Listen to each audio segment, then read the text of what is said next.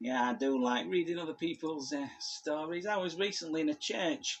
I went to a church the other day when it was dark and everybody had left. I definitely didn't, PC Charmers, break the lock to get into it. It was already left open by the vicar or something.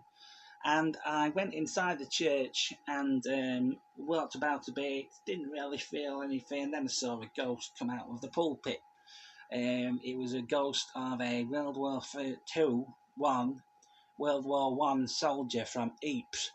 And I said, "Are you alright?" And he said, "Well, I got blown up a bit in the sun." And I said, "Don't you mean Ypres?" And he said, "Yeah, I can't say it really though because I'm not French." And I said, "Well, I took a language class, so I'm quite skilled in that respect." Um, what was I saying? But then he told me a harrowing story of how he actually came to pass on the World War One battlefield.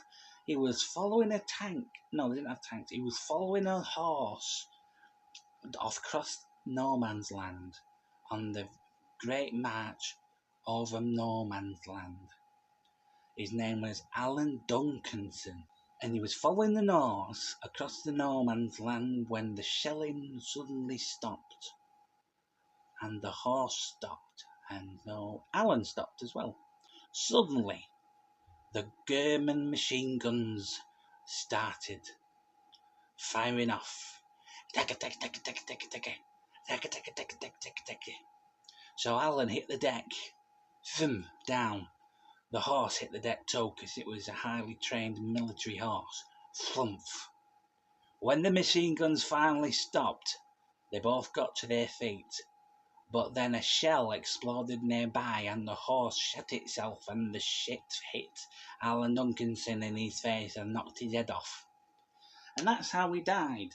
Now, I said, "Did you have any loved ones back at home?" And he said, "Not really. I was a bit of a loner, to be honest." And I said, "Is anyone mourning your death?" And he said, "Well, it was a while ago, so I wouldn't think anyone will remember him anymore." So I said, "Right, see you later." And I left.